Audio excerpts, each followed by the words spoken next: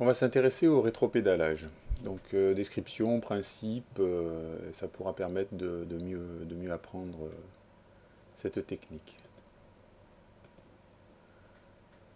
Donc en fait on va envisager le mouvement et déjà faire une analogie avec le mouvement de la brasse. Donc ici on a le schéma du placement avant la poussée pour un brasseur. Donc on s'aperçoit qu'il y a les pieds qui sont en position porte-manteau, hein, pied flex. Il y a une ouverture vers l'extérieur, donc une rotation externe de la jambe, la partie basse de la jambe, et une ouverture des genoux qui est à peu près à la largeur des épaules.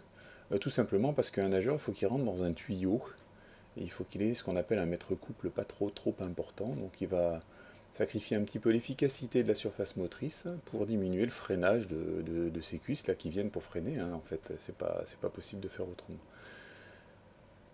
Alors par analogie on va voir vue de dessous, donc la personne qui fait du rétropédalage, donc ça c'est une vue de dessous d'une championne, hein, qui a été redessinée, et donc on a une ouverture, le pied qui est en position flex aussi, et on s'aperçoit que toute la partie, toute cette surface-là est disponible pour un appui en direction du fond.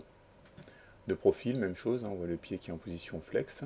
Euh, le pied va même se mettre en position encore plus en ouverture, parce que quand il va y avoir une action motrice, c'est-à-dire que la jambe va commencer à descendre, ça va placer mieux le pied encore. Ça sera encore plus efficace.